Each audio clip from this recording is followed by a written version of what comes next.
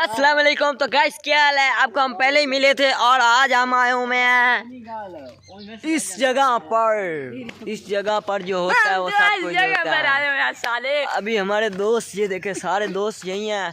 हम यहाँ एक और वीडियो बना रहे थे, हमारी वीडियो अच्छी नहीं बन रही। हमने कहा चलो दोस्तों को बता दें, हमारी वीडियो को लाइक और फॉलो किया करें। ये देखें, ये मेरा दोस्त खड़ा है, इसका नाम है उमर हयात और ये है फ़खर हयात। ये जो है ये बहुत ही कमीना है।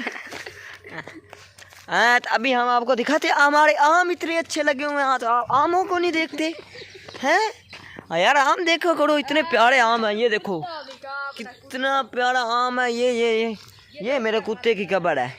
यहाँ मेरा कुत्ता फौत हो गया था और उसको मैंने यहीं दफना दिया था। अभी हम जा रहे हैं और बहुत ही ऊंचाई से उतरना पड़ता है। अभी हम उतर आए हैं, तो ये देखिए ये मौसम कितना प्यारा है, ये दिल का क्या नज़ारा है। ओए ओए ओए, बहुत ही बुरी बात है यार, ऐसा नहीं करते। अच्छा हम अभी आपको और कुछ दिखाएं बल्कि